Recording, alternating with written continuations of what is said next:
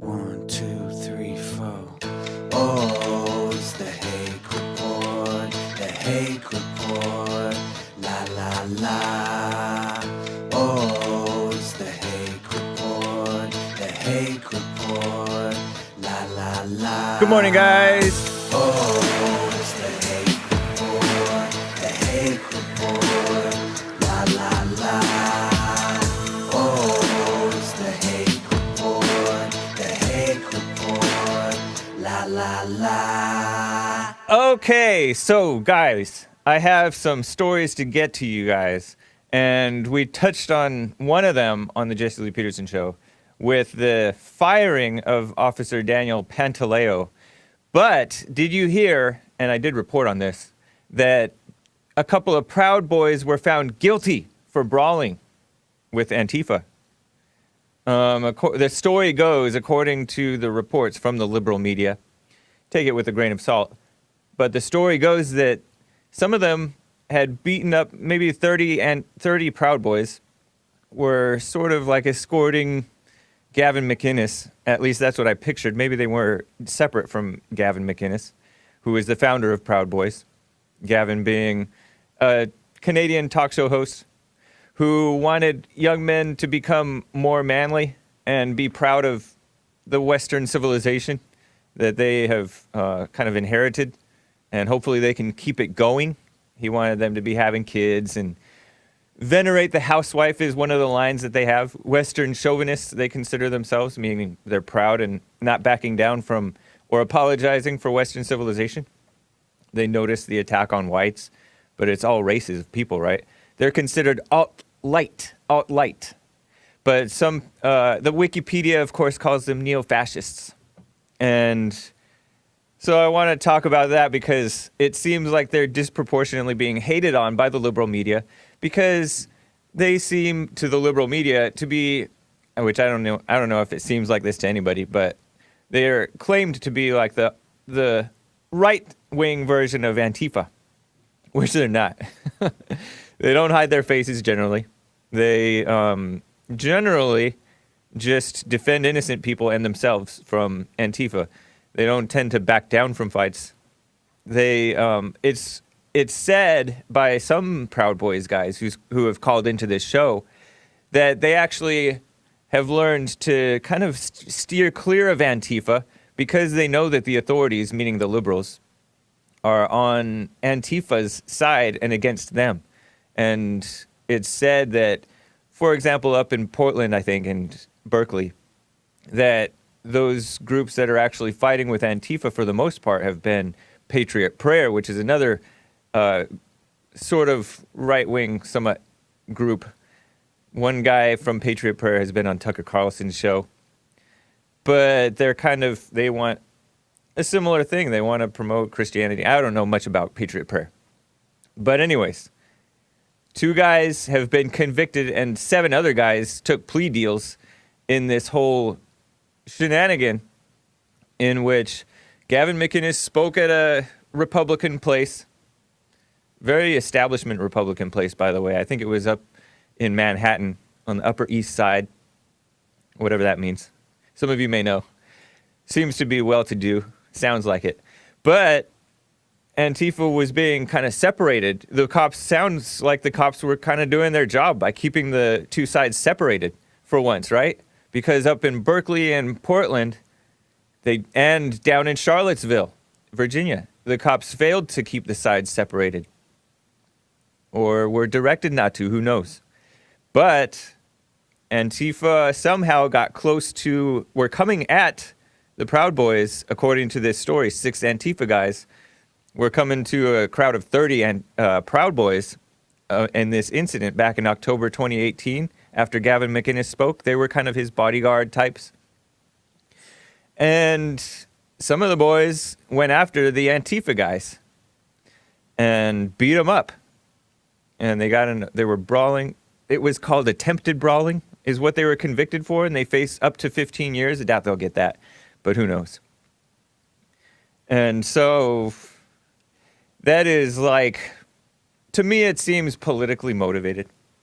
But who knows, maybe these Proud Boys, it's just a warning to everybody on the right, all white people, all men, that it's a reminder of what you already know, that you are held to a higher standard. So hold yourself to that higher standard and avoid situations that are going to potentially get you in trouble, because you're not going to get objective justice, let's say, for the most part. So steer clear of that stuff. Don't put yourself in where you can be questionable situation. Sometimes it's unavoidable, right? But I don't know what the real story is with this situation where these two members of the Proud Boys were found guilty. But be careful, be smart, be safe, be cool-headed. And these kinds of things where you suspect injustice, or maybe you know the situation better than I do and you know it was unjust, also be cool-headed, because when you're mad about it, which it's understandable to be mad, but it's not right, you're liable to make a bad situation worse. And you'll end up making them seem right, and then more people will be fooled by the liberal media. Whereas if you maintain calm, then you can more clearly see what to do and who's at fault.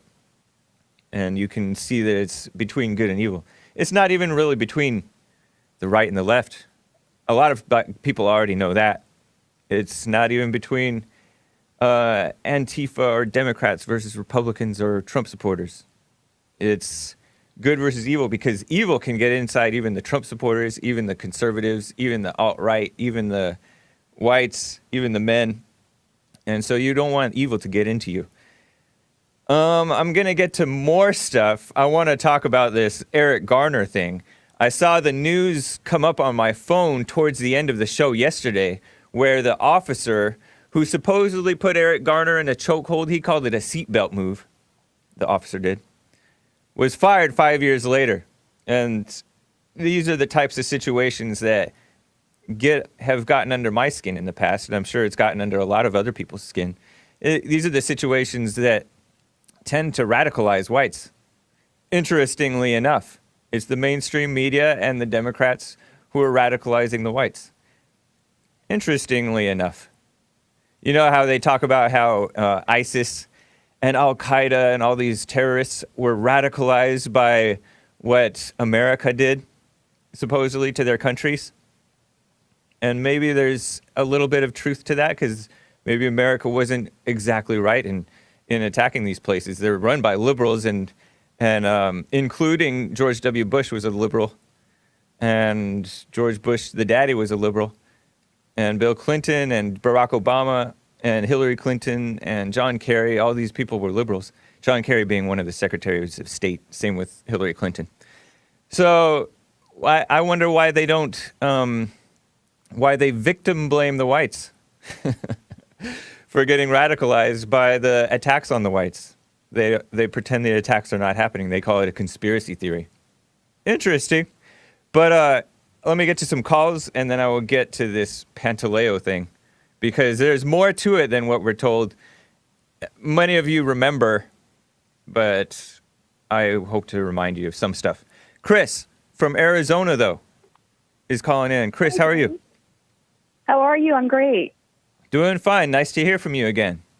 Happy Men's History Month. Thank you. Happy Men's History Month to you. I'd like to bring up George Washington Carver. He was he was the peanut guy. When I was a kid, I really liked him. I didn't know he was black. He's actually black, and I mean, you know, George Washington Carver. Yeah, I've heard really that name. He made peanut butter. Is that what you're saying? He made over 400 recipes using peanuts.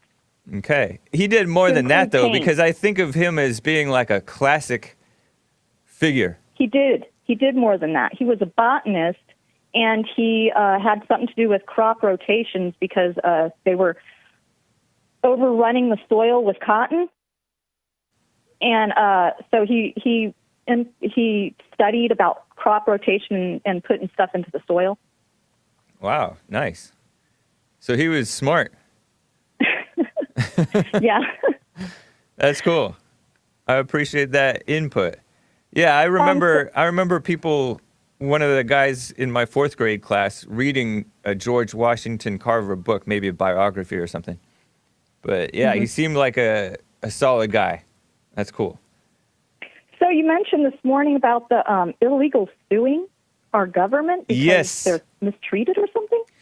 Yeah. So it is claimed by some of these housing advocates, and I don't know if I'm using the right word for housing advocates, but I know that there's so-called disability advocates because Yeah. people with handicaps are considered a victim group nowadays, and so they get Oh, sucked into this liberal mindset. So there are illegals with these so-called disabilities and mental illnesses, which is another misnomer, I believe. Yeah. But one guy went blind in one eye. Another guy has had a mental illness that was not treated properly since he got, incarcerated by the ICE. And so ICE contracts out some of their housing because all of these illegals are overrunning our system, right? And that's a Yeah, typical they are. communist thing to do is flood the system. It's one of the tenets of communism. To transform a country into a communist country is to overrun the system so that you get an emergency, and then you have excuses for all kinds of corruption and false solutions and stuff like that. So yeah, they're Yeah, it's really suing interesting. all these do-gooders, liberals, are suing on behalf of these people, coming with sob stories, some more convincing or less convincing than others. And yeah, they're victims. Well, they should go to a third world country and see what that's like in prison in a third world country, Yeah. or even China or something. They need to bow down and thank God that they're here, They should go even back. if it's in jail. I think that they probably said, if they said, I want to go back, maybe they would be free to go to another place. It's ridiculous. We have this guy coming from Jordan who calls himself a Christian, and he's afraid to return to Jordan, which is a country right over in the Middle East or Africa or It somewhere. is, but Jordan is pretty liberal. It's Western. It's more Western than the other countries. He claims he was threatened because he converted to Christianity. He's a He could be 57-year-old with... There's a big Christian. Yeah, there's a big Christian group there. Yeah, I mean, there's other places to refugee to rather than coming all the way to America. But True. people are exploiting the situation. And then he calls himself a Christian, but now he's suing the people that are, the United States. I don't know how he was treated. But I don't really tend to believe Yeah. these people, nor have sympathy for them. You don't know the situation. And these people are exploitative of the soft, feel-good guilt and fake compassion of all these people, Yeah. meaning the liberals, and a lot of conservatives. It's a shame. Well, I've been in the detention center here in Bisbee, and Right. I remember it that. doesn't look pretty. But, like I said the last time I talked to you about the false compassion stuff, Yeah. the detainees know they're there for a reason, and they know they're wrong. Yeah. They know it. Uh-huh. So one guy had chains on his ankles, and I was like, hey, how come you're chained up? Sometimes I was apprehensive about asking them certain things. Yeah. And but I was just like, heck, I've never seen anyone in chains before. Why has he got chains on? Yeah. So the other guy his buddy started laughing and slapping him on the back. Yep. And let's tell the story, And it was pretty funny because he was trying to kind of say it in a delicate way what happened, and the other guys were like, come on, tell the truth. Right. They Yeah, call they know themselves they're doing illegals. It's supposed to be a slur to call them illegals, call them what they are, which is like the proper government name for them for decades. But now it's considered a slur, but they call themselves illegals. They know, they know it. They know.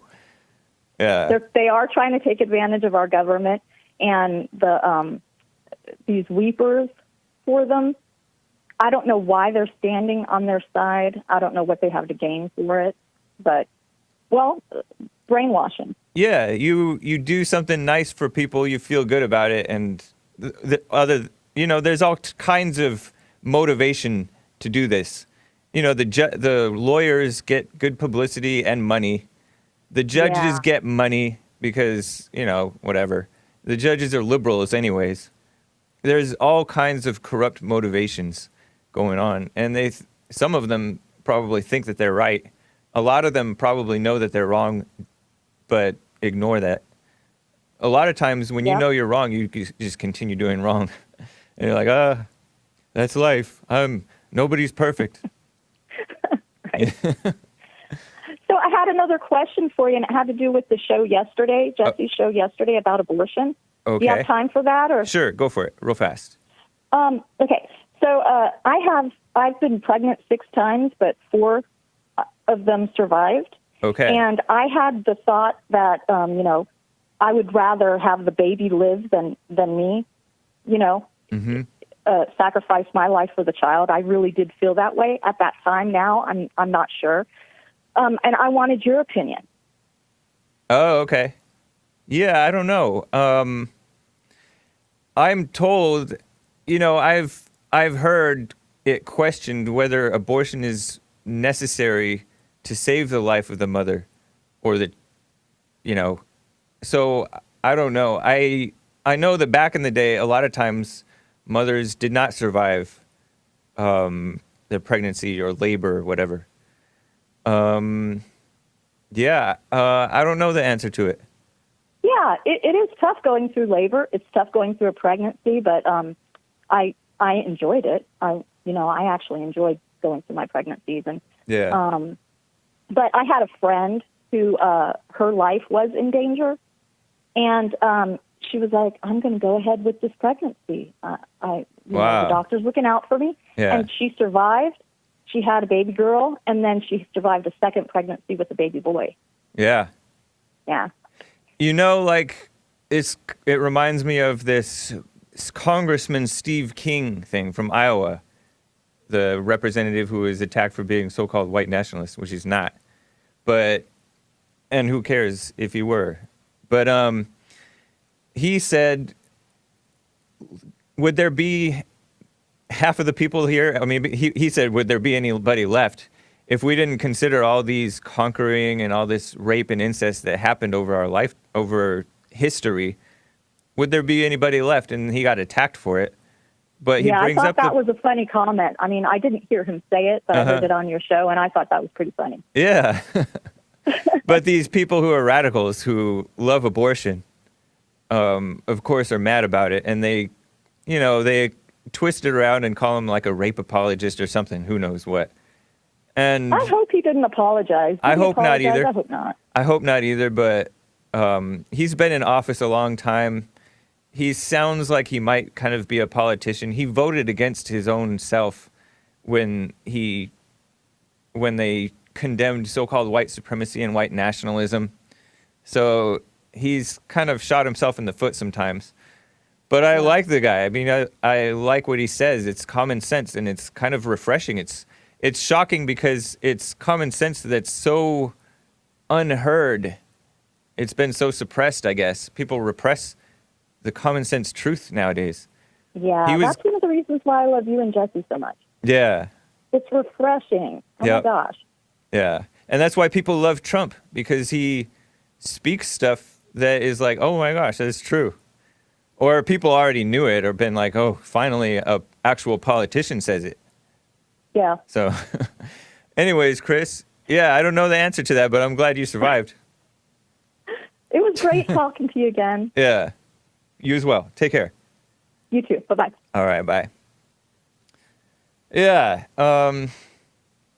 Congressman Steve King seemed like a good guy. He's been pushing for a while since 2005 or earlier. And he was pushing for English only. I remember years ago, I was a fan of the Jesse Lee Peterson show. And I heard him talk about how Stevie Wonder, the blind guy who is a very famous musician, comes up with great songs, but he's a dummy politically. He kind of hates whites in America. He's basically brainwashed in that mentality, a liberal, black liberal. And Jesse once said he needs to go back to Africa. And he's said it about other people too, right? And people think that that's so racist to say that. And so when Trump said it, other people probably are not used to hearing that, right? Or they're used to considering that a taboo thing to say. But the normal people, meaning the regulars, say like the Mexicans will say that to the Asians. I've told this story before. My Asian friends, there were Mexican peers that would tell them, go back to Africa. No, go back to your country, meaning China or Hong Kong. And they would laugh because these guys were saying it like with a Mexican accent and stuff like that. But it's something that people say. And sometimes it's right to say it. Sometimes it's not right. Maybe it's kind of mean. But who cares? Anyways. I'm going to get back to this story about Officer Pantaleo. But I do not trust... I want to get to this story. This few stories. I do not trust Asians or Christians who are coming in here pretending to promote Christianity or democracy or, you know, these Hong Kong protests. I don't quite trust them. I'm fine with the stuff that they're demanding that seem to be right. I don't think that they should be extradited to mainland China. But it's really not my concern. I don't know the situation. And I don't know what kind of people these really are. They sang the national anthem. That was nice. I appreciated it. But ultimately, that's just propaganda. You'll notice that all these liberals, after Trump got elected, they pretended to be patriotic. They all of a sudden started wearing flags and saying, oh, I love America, not Russia. It's so fake. And I know Asians they're like more peaceful, less crime, less violent on the whole, act like good citizens. But underneath, they're doing a lot of corrupt, shady things, and they're liberals for the most part. They act like we should be accepting of Christians, Christian refugees. Excuse me, I was told that President Trump or the Trump administration reduced the number of Christian refugees that we're allowing into the country. From like Iraq, Chaldean Christians, I forget what they're called. We have a listener from, I believe, from Michigan, who's one like a Chaldean Christian. From Iraq. But I don't trust people based on titles anymore. I don't know if I ever did, but I kind of did. I used to think, oh, Christian must be good. Not so, not Asians. Beijing lashing out at Taiwan over Hong Kong asylum offer. None of those three countries, well, none of those two countries or Hong Kong do I really side with. Yeah, I think China is probably worse than Taiwan and Hong Kong. But I knew a Taiwanese so-called immigrant who ended up becoming a housing activist, a radical socialist, a PhD student in America, an Occupy Wall Street supporter, shockingly, supposed to be a Christian, and an Obama supporter, and a feminist. So I just roll my eyes over this situation because I don't like any side of it. I don't like the UK and Canada urging China to show restraint. Yeah, I don't like, I don't like innocent people getting hurt, but that's the reality of life. And it's not my fight. I don't trust these people on any side of it. So I kind of like how Trump is kind of just using it as leverage for his trade deal with China, as opposed to pretending to be a do-gooder like the UN does. The UN is so evil. And I also don't trust these Christians. Detained immigrants suing over conditions in medical care. I just talked about that with that lady. This Faour Abdullah Freihat from Jordan, who's supposed to be a Christian, afraid of going back to Jordan. I don't know anything about that guy. And by the way, we're taking care of these people with mental illnesses. This one guy I read in this story about these immigrants suing over conditions. his excuse for not showing up to court is that he had mental illness and it was untreated by these people, ICE or ICE's subcontractors. That's dumb. I wish I could go. Well, I don't wish, but imagine me telling Jesse, I'm sorry, I can't come. I didn't do my work today because I have an untreated mental illness, and just start blaming other people. It's crazy. I don't. And all these migrants are getting sick at the border. Single mother with 2 daughters I read about. This one with chicken pox. Mother and daughter with chicken pox. 34-year-old woman and a 6-year-old girl and another daughter. No mention of the father. Why are we letting these people in? It's been a national emergency for some time.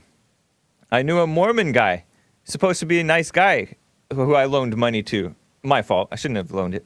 But it was a guy I respected. He was kind of fat, but I respected him. Seemed to be like a leader. Knew about work. I was working at a different place at that time. Professional law student, married, had stepkids. But he never paid me back 6 years later. And, Mormons are not known to be dishonest. I mean, they're known to be, it's called a cult by a lot of people. Although I think most Christians are in a cult, and I think most of the world is in a cult. Jesse's made this point before, too. So, all this stuff about, they have weird beliefs, yeah, but they're generally well-behaved, good families, these Mormons. Not known to be dishonest, but never got paid back. So I just don't trust titles. And it's interesting that China is going like the opposite extreme from us with their credit score over people. But are they really that different from us? Because there's a lot of liberals who are judging people based on supporting Trump or spreading real news that Trump spreads about voter fraud. And they're calling that fake news while they're promoting fake news called voter suppression of blacks and pretending that that's real news. That's why you can't trust most of what you read or see or hear. Let me get to some more calls. Molly out of Boston, Massachusetts. How are you, Molly? Hey, James. I'm doing good. Do yourself? Doing fine. Thank you. Yes, sir. First of all, before we talk, I just want to make something clear, right? All right. Can you hear me? Yep. All right. What I'm calling in, James, is not for disputes, okay? It's not because I'm trying to corner you. It's just for us having fellowship to better understand the pathway of our faith. Sounds like a setup. You're my brother. You're not an enemy to me, okay? All right. Sounds like a setup, but okay. I promise you it's not, James. All right.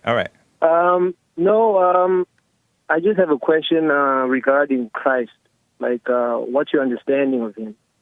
My understanding of Christ is that Jesus is the Son of God, and he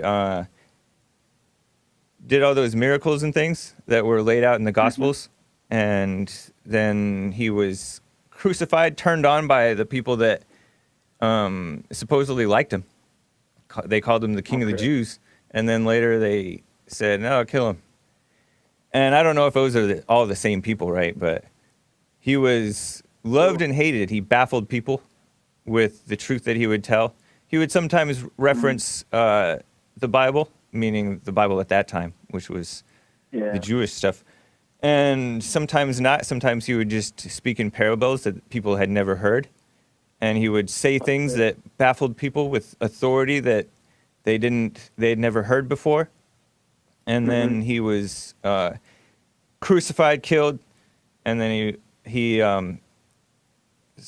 came out. He supposedly, I think, went down to hell, got the gates of hell, and then he came back to life, and a bunch of people saw him, and some didn't recognize him somehow, but their hearts were burning within him.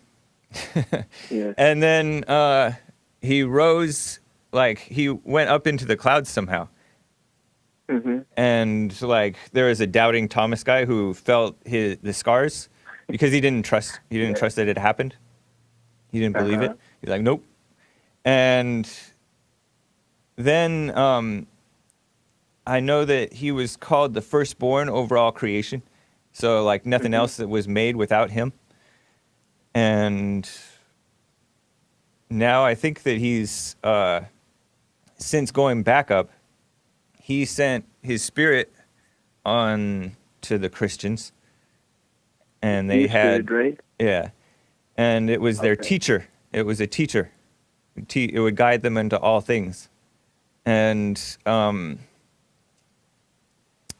yeah. And supposedly there was a like second coming that's supposed to happen. And I'm not sure what that means. I'm not sure if I don't know exactly what that means, but it's, they say that it's, generally like there's a lot that we don't know. He's said one time that I have more to tell you, more than you can bear. And that is like an interesting statement because, I don't know. That's a wild statement. I have more to tell you than you can bear.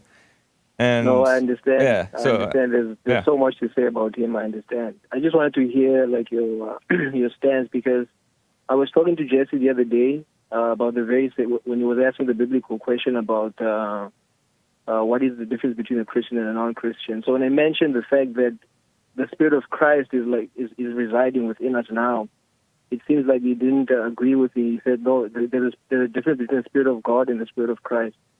So it was kind of, I don't know if I got him wrong because seemingly I always misunderstand you guys. So that's why I'm calling in to find out really what the deal is, Because for me, okay, the other question is he your savior? Is he a savior to you or is he just a brother?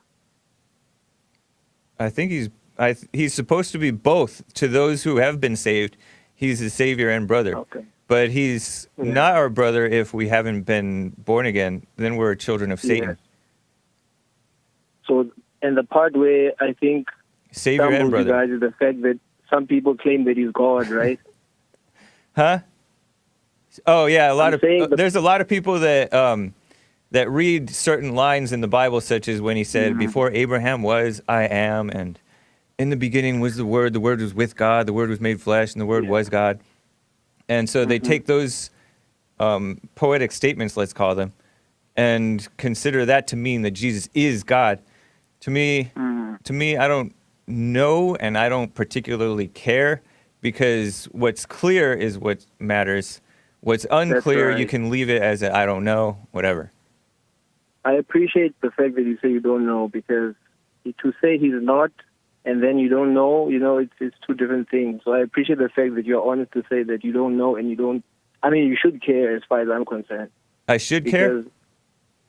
You should care whether he's God or not, because you should know who you are following as a Christian, Yeah. Because there's so many Christians out there, they profess Christianity, but they don't even know what they are following if you can sit down and talk to them. They follow a certain church, a certain doctrine, But so there's so a lot of things within the Christian sect. Listen, there's something else going on. There's a lot of people with all the knowledge in the world, and it does them no good either. They don't have love. They are not perfect. They continue to sin. They lie and say that you do continue to sin. And these are people that know the Bible inside and out. That's right. So it's more than just ignorance. That's the point I wanted to get to. Yeah. Reading with an intellectual conception won't produce life. That's why I mentioned to you that the scriptures are inspired to give us life. You see, because if you're reading it without inspiration, it's just going to be any ordinary book to you. It's not going to have an impact on you. But if you read it seeking God, prayerfully, God is going to inspire that word which is written and make it to be alive in you. Then you're going to be a living epistle, like Paul says. You're going to be a living Bible, basically.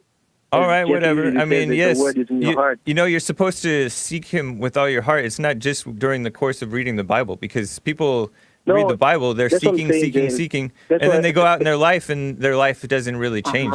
They just become more guilt-filled. That's true. And knowledge and puffed up. That's why I agree with Jesse when he says that the word is within our hearts, right? Yeah, because he put the teacher in our hearts. There's more than just the Bible. Correct. But Yeah. now the Bible is His word that quickens No, it doesn't the say one that. that's already within you. It doesn't say that. It's like a light. Because in you, listen to me, James. All right. Because, it's like a seed, A seed has all the potential. Let's take an apple tree. I'm not going to preach to you, but just to make an illustration. Yeah. An apple seed has all the potential apples within itself, but it needs the sunlight to shine upon it to bring forth those apples, right? So that's the word of God in our hearts. But that's not the Bible. That's not the Bible, though. Everybody has it. Huh? That's not the Bible, though. No, that's the thing. You can't differentiate between the word of God and the Bible. Right. Because yes, you God can. cannot speak Yes, you can. against His word. You cannot speak against what already is written in the Bible. That's why you have so many doctrines today. People claim revelation from God, but it's not according to the word. No. It's not according to the Bible. No, you don't know what you're talking about. But I appreciate it, Molly. I got to go, man. All right, man. All right, take care. God bless you. You as well. All right. Happy Men's History Month. Happy Men's History Month. We need that. All right, bye. All right, take care. Yeah, people tend to pretend that they're following the Bible and stuff like that. And they're not really following even what the Bible says. But then they're supposedly believing in the Bible and making it into something that it's not. It's crazy. And it is really a useless argument. At church Sunday, Jesse just cut it off because it is a waste of time, because people are going to cling to what they believe in and just try to push it, and it just becomes an ego battle. And nobody's really open to anything new or to anything real or to the teacher within, say. They're not really observing themselves. They're blind to themselves. And so you just have to let people suffer, I guess. But I would also say that for me to say I don't know, it's quite unclear based on the Bible to say whether Jesus is God or not, because it's quite clear He's the Son of God. But all these people claiming, Molly Bongwe told me it's good that I say I don't know. But it's not good to claim that He is God if you don't know. And a lot of people don't know but pretend to know. And then they get all mad at other people who say that He's not. And those are the people who do know. So isn't that interesting? By the way, you can get Jesse Lee Peterson's books at the Bond store. I neglected to mention it today on the Hake News segments, the top of each hour. You can go to bondinfostore.org. Bondinfostore.org, or call 800-411-BOND. 800-411-2663. Let me get to this thing about... what do I want to do? Let me quickly talk about tough love, which is lost on libs and many conservatives. Most of us are liberals. Most of us really are liberals, even if we call ourselves conservatives. It's something that I learned in church. And I like that lesson. That lesson is anyone with anger is a liberal. So I love this. And I'm going to talk about something that's maybe a different kind of anger, right? Maybe. I don't know. But Drudge reported a study, athletes perform better under angry, negative coaches. But not too angry, right? To a point, obviously. So this lead researcher, Barry Starr, writes, rather than saying, you're doing great, keep it up, it's better to say, I don't care if you're 10 points ahead. You can play better than this. And he's like, but there's times whenever coaches get to extreme, quote-unquote, bouts of anger, then frustration, negativity, then it ends up hurting their players' performances.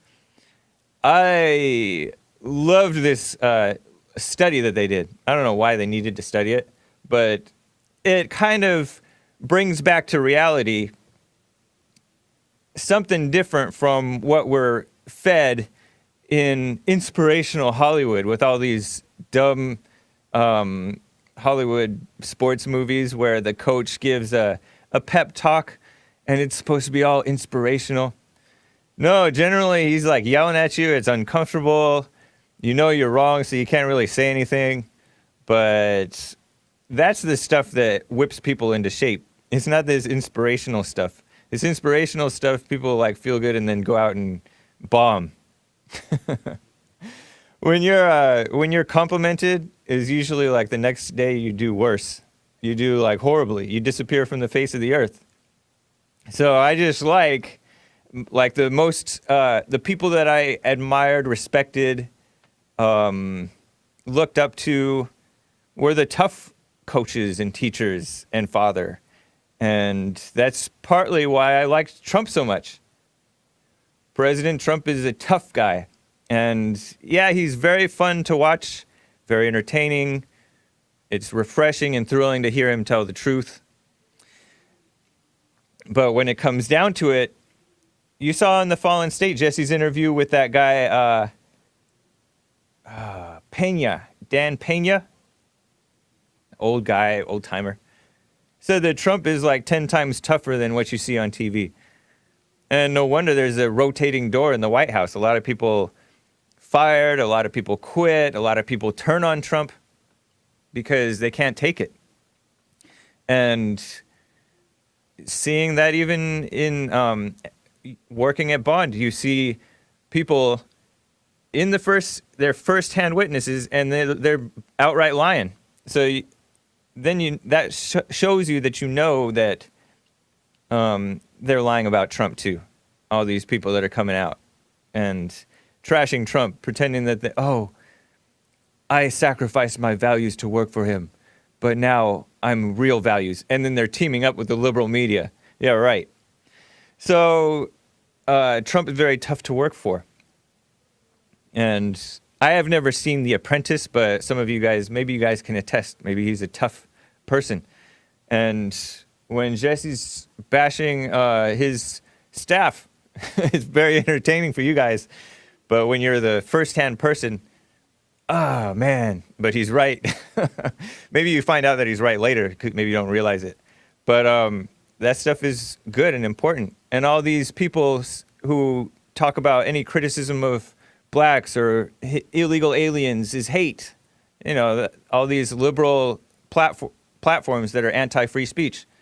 They don't love the people that they're protecting from the truth. The illegal aliens, the women, feminist women, the Muslims who are more concerned about Islamophobia than terrorism, and they're definitely not concerned about truth.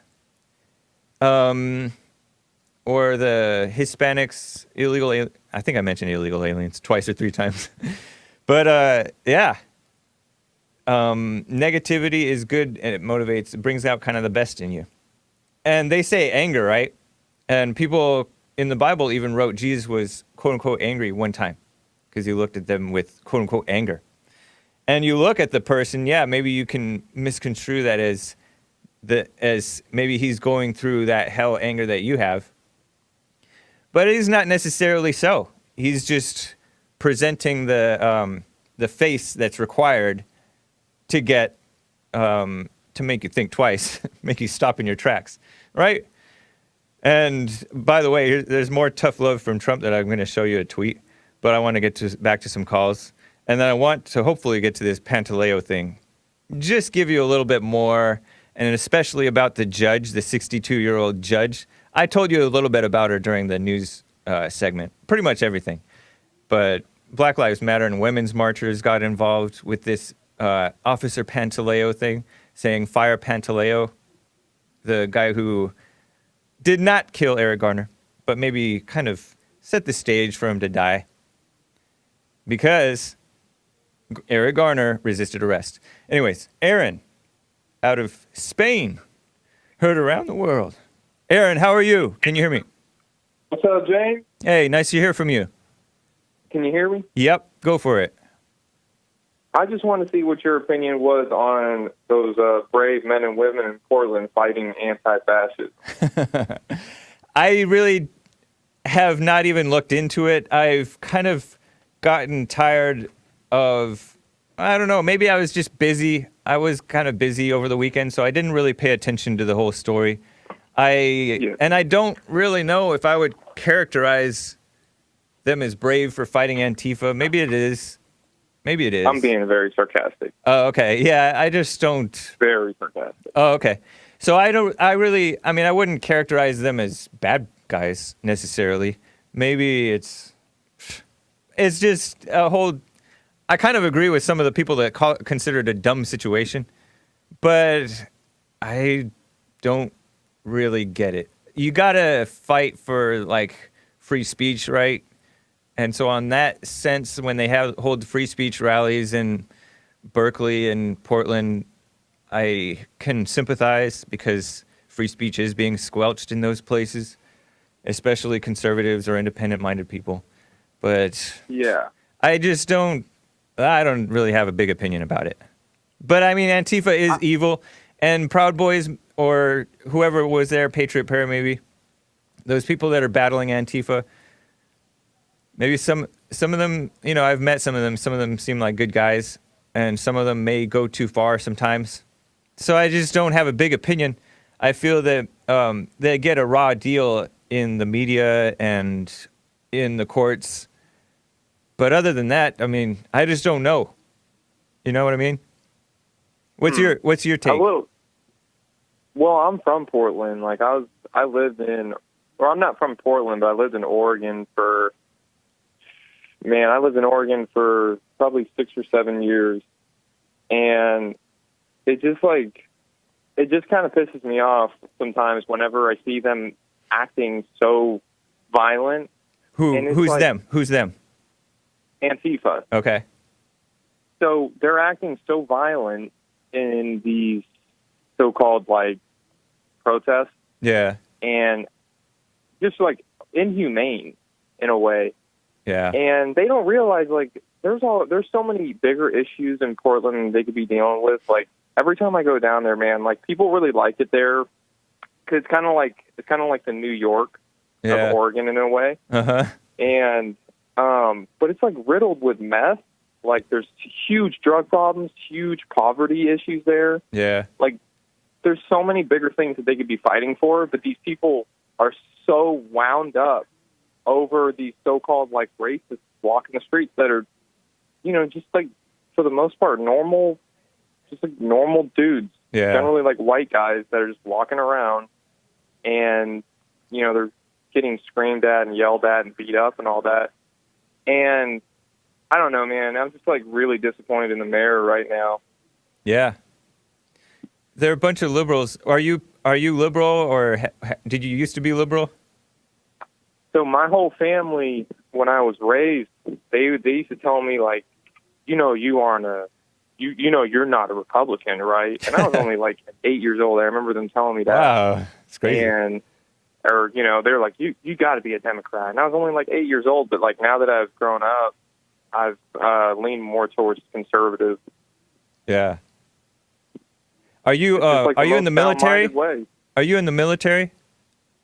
Yeah, I talked with you before. Okay, I remember now. Yeah, you're on assignment in Spain. Quote. Yeah, cool. heavy air quotes. All right. It's really rough down here. Yeah.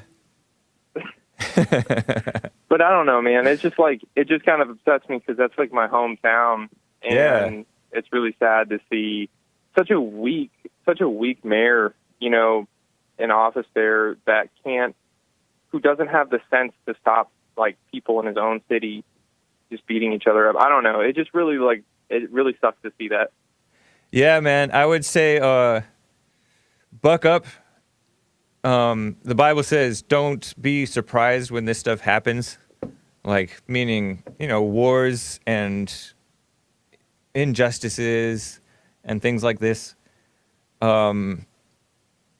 But also, fight for what's right. But a lot of times you can't control the world.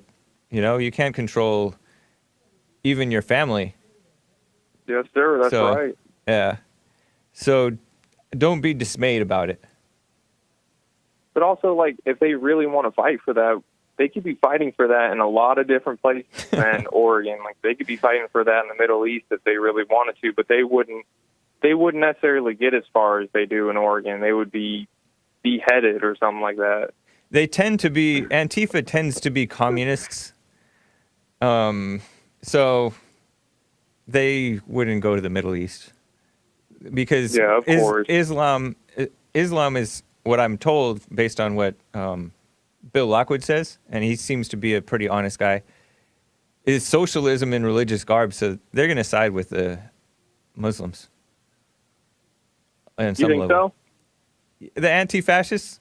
Yeah, I mean, they remind me of Occupy Wall Street, except worse a little bit.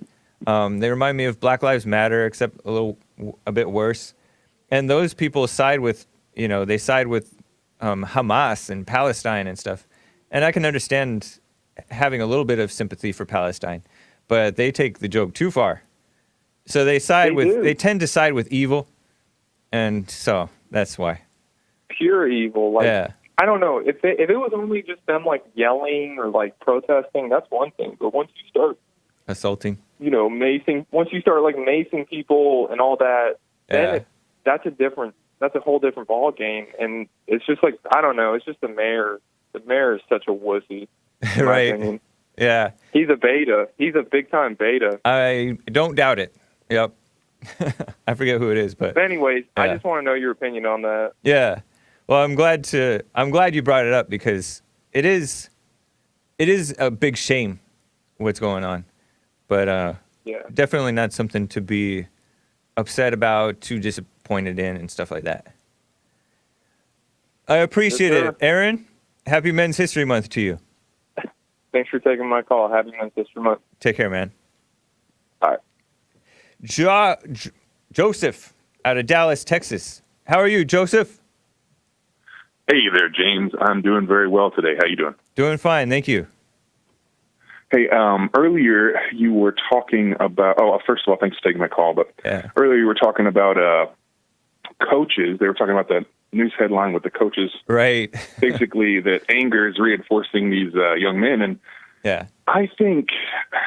I don't know that it's anger. I think what the media and these studies perceive as anger, quote unquote, isn't frustration, lashing out, screaming. These things don't drive athletes. Athletes disrespect these behaviors. Yep. Let me tell you a tale of three coaches. I had three coaches in high school. Okay. Our football coach, the former football coach was all right. He's mediocre, had a couple of state championships under his belt. He was a yelling coach. He yelled all the time. He smoked a cigarette in 2 puffs. Really angry guy. Okay. He did okay. Yeah. The worst coach, the new football coach, was terrible. He pandered to the quarterback. Yeah. He basically picked favorites. He apologized literally to the players. He would apologize. Never won like one game a season. Yeah. Just couldn't get respect from the players. The third coach got 6 state championships a year in 2 different sports. This coach never yelled, never raised his voice, he never had any outward appearance of losing control. And I think that you have to get the respect of your athletes, and sometimes you have to let them know what's expected of them, and you have to cut them off the team if they don't do what's expected of them. And I think that's what a lot of coaches get into, this problem where they want to please the parents, and they want to please the people that are going to call and yell at them at 8 p.m., 8:30 p.m. when they're trying to have their dinner and go to bed. And I think the anger is a side effect of that. They want to just cut that off, let the kids know who's in charge, but it's just like an angry parent. That's a feminine spirit. Yeah. Kids don't respect that. Young men don't respect that. Know Maybe what you're the girls. About. Yep. Go ahead, sorry. No, I know what you're talking about. I know that if they're over the top angry or unreasonable angry or saying something that doesn't make sense, it has to be like a perception of anger, because it's more of a perception of anger that is justified, and what they're talking about, they're right, or else you may not see it, but they're saying something that you may not be sure about, but you're gonna perform right. And I've run that into that with coaches, bosses, and my father. Yeah, really, a manager is the same thing at a job. If you're yelling all the time, people are just going to look to replace you and look to undermine you, steal from the job, right? Do whatever, and you got to command the respect. You can't yell about it, right? So yeah, you sound like kind of a quieter guy. So I thought maybe you could relate to that. It's like I've commanded respect my entire life without yelling, maybe once.